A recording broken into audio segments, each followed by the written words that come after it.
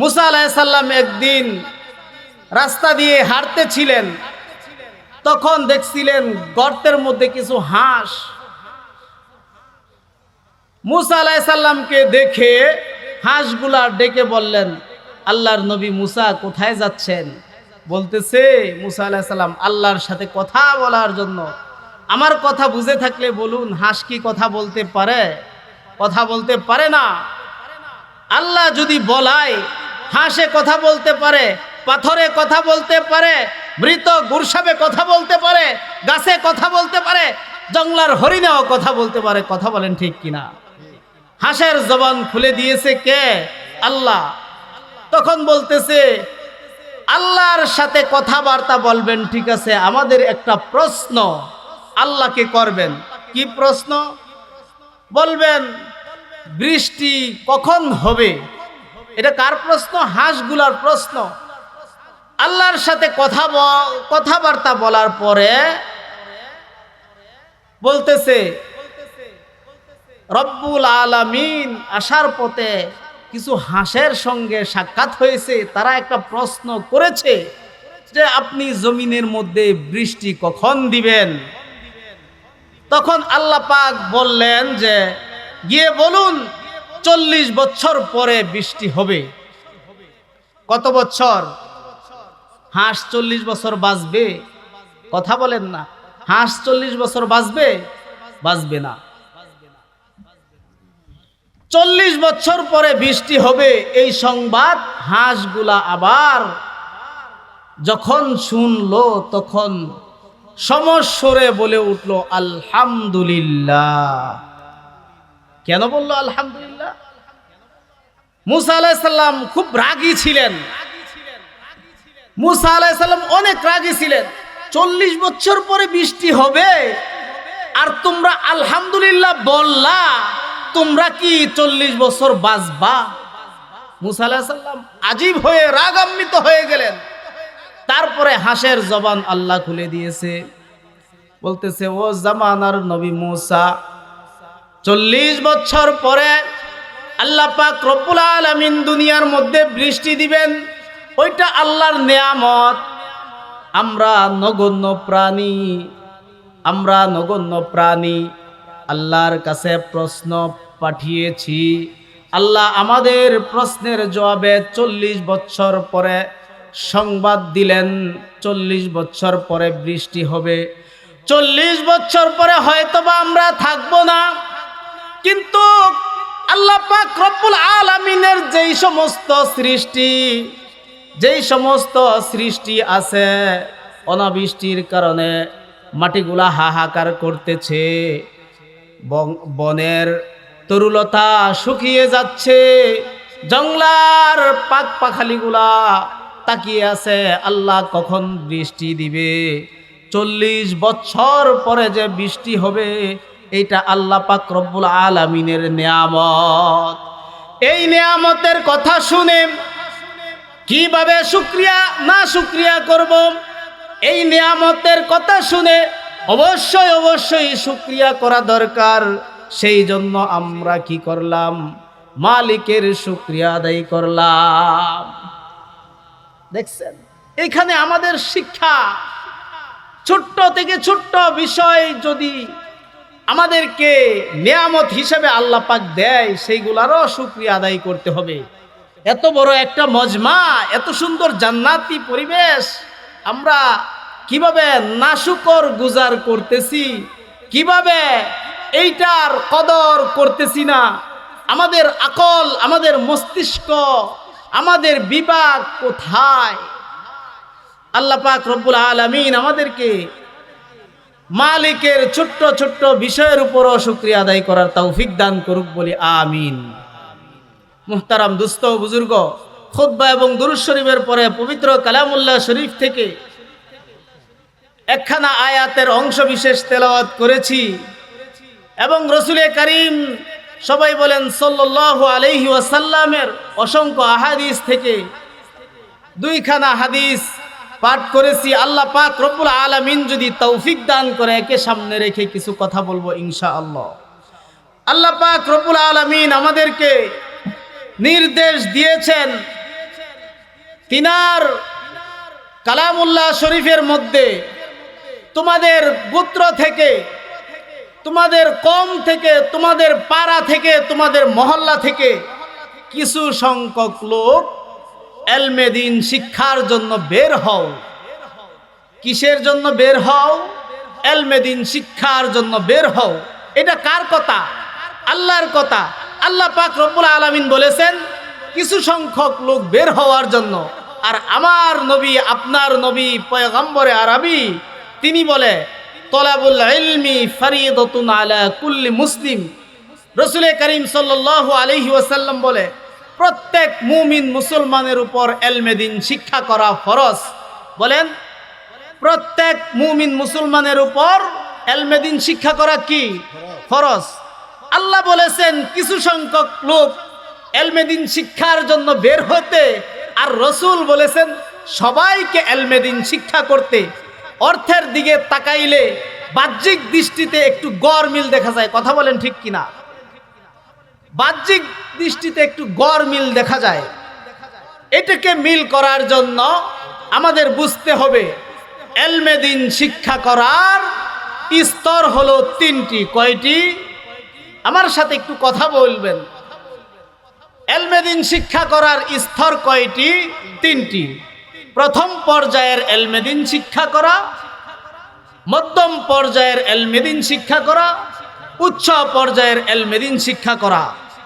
প্রথম পর্যায়ের এলমে দ্বীন শিক্ষা করা হলো আমার ঈমান, আকীদা, কলমা, কালাম, নামাজ, রোজা, হজ, যাকাত, আমার সকাল থেকে সন্ধ্যা পর্যন্ত, সন্ধ্যা থেকে আবার সকাল পর্যন্ত আমি যা কিছু করব সব কিছু মালিকের হুকুম এবং রসুলের তরিকায় জানার নাম হলো প্রথম পর্যায়ের এলমে দ্বীন শিক্ষা করা। আমি যদি ব্যবসা করি, ব্যবসার মধ্যে আল্লাহর হুকুম কি, রসুলের তরিকা কি, এটা আমার জানতে হবে। আমি যদি ড্রাইভারি করি, কন্ট্রাক্টারি করি, হেল্পারি করি, চাকরি করি, কৃষি ক্ষেত খামারি করি, যা কিছু করি না কেন, আমার প্রত্যেক কাজের মধ্যে আল্লাহর হুকুম কি, রাসূল করিম সাল্লাল্লাহু আলাইহি ওয়াসাল্লামের তরিকা কি, এইটা জানার নাম হলো প্রথম পর্যায়ের এলমে দ্বীন শিক্ষা করা। মধ্যম পর্যায়ের এলমে দ্বীন শিক্ষা করা হলো আমাদের এই যে আল ফুরকান মাদ্রাসার মধ্যে যেই সমস্ত কিতাবাদি পড়ানো হয়, এলমে নাহু, এলমে সরফ, এলমে বালাগাত, এলমে ইশতিকাক, এলমে আরুস, এলমে লুগাত, এলমে তাফসির, এলমে হাদিস সহ যেই সমস্ত এলেম শিক্ষা দেওয়া হয়, সেই সমস্ত এলমের জন্য যেই সমস্ত কিতাবাদি আছে, সেই কিতাবাদিগুলা কি করার, পড়ানোর যোগ্যতা অর্জন করার নাম হলো মধ্যম পর্যায়ের এলমে দ্বীন শিক্ষা করা। কোন পর্যায়ের এলমে দ্বীন শিক্ষা করা? মধ্যম পর্যায়ের এলমে দ্বীন শিক্ষা করা। আমি একটা কিতাব পড়ানোর যোগ্যতা অর্জন হলো, এটা মধ্যম পর্যায়ের এলমে দ্বীন শিক্ষা করা। আর উচ্চতরের এলমে দ্বীন শিক্ষা করার মাপকাঠি কি, স্তর কি, এইটা হলো পৃথিবীর যে কোনো প্রান্তে, যে কোনো স্থানের মধ্যে যে কোনো সমস্যার সমাধান কুরআন ও হাদিস থেকে দেওয়ার যোগ্যতা অর্জন করার নাম হলো উচ্চ পর্যায়ের এলমে দ্বীন শিক্ষা করা। আমার কথা বুঝে থাকলে বলুন, রাসূল করিম সাল্লাল্লাহু আলাইহি ওয়াসাল্লাম যে বলেছেন প্রত্যেক মুমিন মুসলমানের উপর এলমে দ্বীন শিক্ষা করা ফরজ, সেটা কোন পর্যায়ের এলমে দ্বীন শিক্ষা করা? প্রথম পর্যায়ের এলমে দ্বীন শিক্ষা করার কথা বলেছেন রাসূল করিম সাল্লাল্লাহু আলাইহি ওয়াসাল্লাম। বলেছেন তলাবুল ইলমি ফরিদাতুন আলা কুল্লি মুসলিম।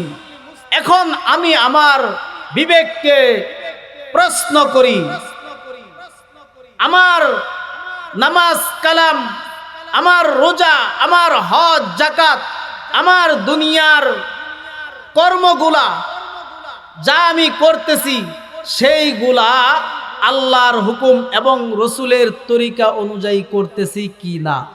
নিজেকে প্রশ্ন করি, নিজেকে প্রশ্ন করি, আমার মধ্যে এই যোগ্যতাটা আছে কি না?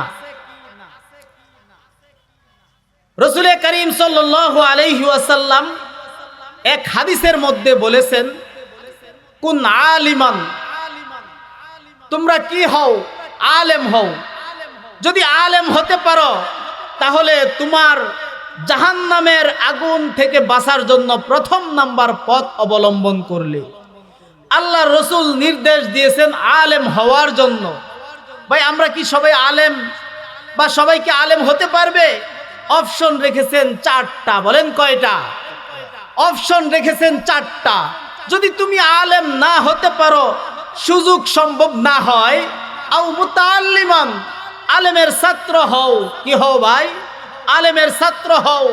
যদি আলেমের ছাত্র হতে পারো, তুমি জাহান্নামের আগুন থেকে বাঁচার জন্য দ্বিতীয় নাম্বার পথ অবলম্বন করলে। বলেন না সুবহানাল্লাহ। এই সুযোগটা আমাদের আছে তো? এই সুযোগটা আমাদের আছে তো? অবশ্যই এই সুযোগটা আছে।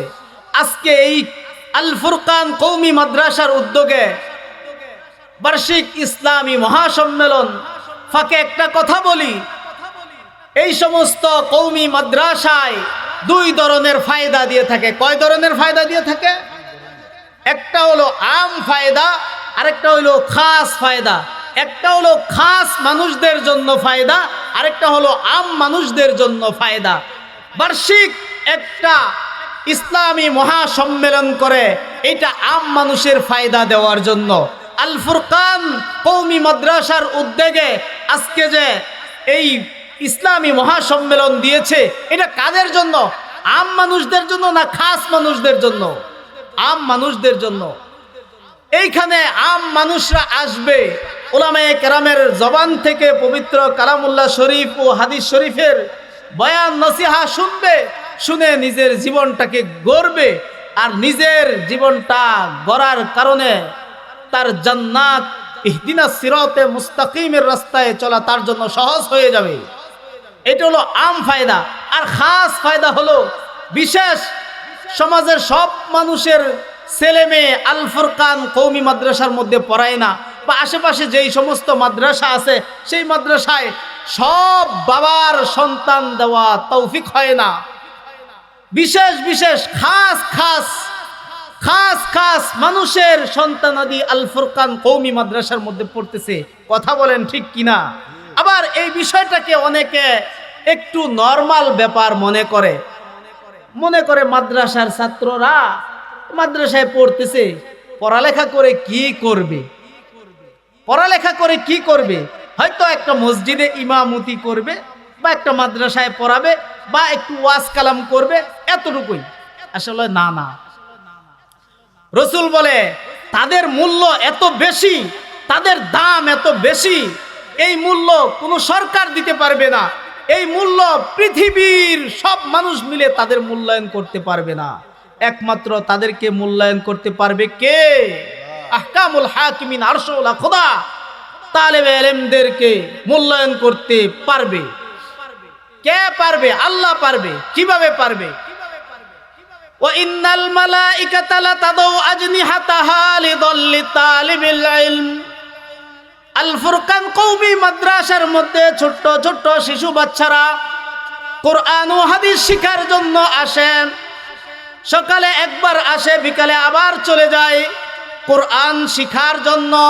ঘর থেকে বের হওয়ার সময় বেগুনাহ মাসুম ফেরেশতারা তাদের সম্মানার্থে, বেগুনাহ মাসুম ফেরেশতারা তাদের সম্মানার্থে তাদের পায়ের নিচে নূরের পাখা বিছায় দেয়। বলেন না সুবহানাল্লাহ।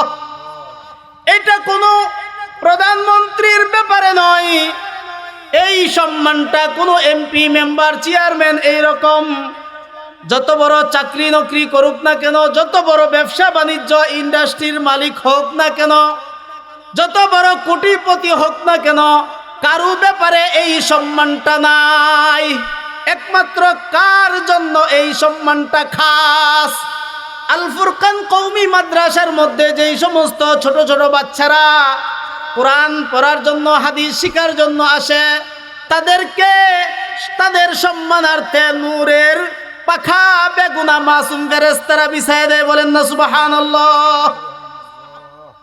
এটা একমাত্র সম্মান কে করে? আল্লাহ করে। কাকে করে? মাদ্রাসার ছাত্রদেরকে করে। কাদেরকে করে? মাদ্রাসার ছাত্রদেরকে করে। সেই জন্য আমাদের এই সমস্ত সূক্ষ্ম বিষয়গুলা বোঝা লাগবে। একটা ছেলে মাদ্রাসায় পড়ে, তাকে কি করব না? তাকে কি করব না? অমূল্যায়ন করব না। হোক ছোট্ট, তাকে সালাম দিব। বেগুনা মাসুম ফেরেশতারা সম্মান করতে পারে। আমি যদি তাকে সম্মান করি, আমি যদি তাকে মহব্বত করি, আমি যদি তাকে ভালোবাসি, তাহলে কি আমার সম্মান কমবে না বেড়ে যাবে? আল্লাহ পাক রব্বুল আলামিন আমার সম্মান এই তালেবে ইলমকে করার জন্য আমাকে বাড়িয়ে দিবে। সেই জন্য রাসূল কি বলেছেন? কুন আলিমান আও মুতাআল্লিমান আও মুস্তামিআন আও মুহিব্বান।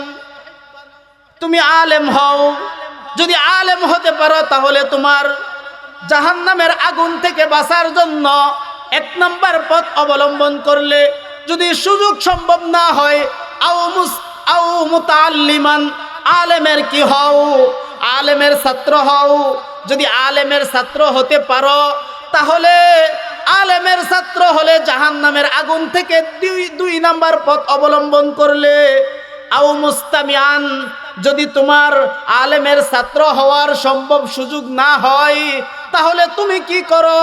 আও মুস্তামিআন, আলেমের কথা শোনো, আলেমের কথা মানো। যদি আলেমের কথা শুনতে পারো, আলেমের কথা মানতে পারো, তাহলে তুমি জান্নাতে যাওয়ার জন্য, জাহান্নামের আগুন থেকে বাঁচার জন্য তৃতীয় নাম্বার পথ অবলম্বন করলে। যদি সুযোগ সম্ভব না হয়, আলেমও হতে পারো নাই, আলেমের ছাত্র হতে পারো নাই, আলেমের কথা শোনা মানার সুযোগ সম্ভব হয় নাই, রাসূল করিম সাল্লাল্লাহু আলাইহি ওয়াসাল্লাম চতুর্থ নাম্বার অপশন রেখেছেন আও মুহিব্বান, আলেমদেরকে কি করো? মুহাব্বত করো। কি করো ভাই? আলেমদেরকে মুহাব্বত করো। যদি আলেমদেরকে মুহাব্বত করতে পারো, দুনিয়াতে কয়েকটা ফায়দা আছে, আখেরাতে তিনটা ফায়দার কথা বলবো ইনশাআল্লাহ। আলেমকে মুহাব্বত করার কথা বলেছি। এটা কয় নাম্বার অপশন? লাস্ট, চতুর্থ নাম্বার অপশন। তুমি আলেমকে মুহাব্বত করলে না, তুমি আলেমও হতে পারলে না, আলেমের ছাত্রও হতে পারলে না, আলেমের কথা শোনা মানার সুযোগ সম্ভব হয় নাই, আলেমকে মুহাব্বত করলে না, খবরদার খবরদার, তুমি আর কোন পথ অবলম্বন করবে? আলেমের বিরোধিতা ছাড়া।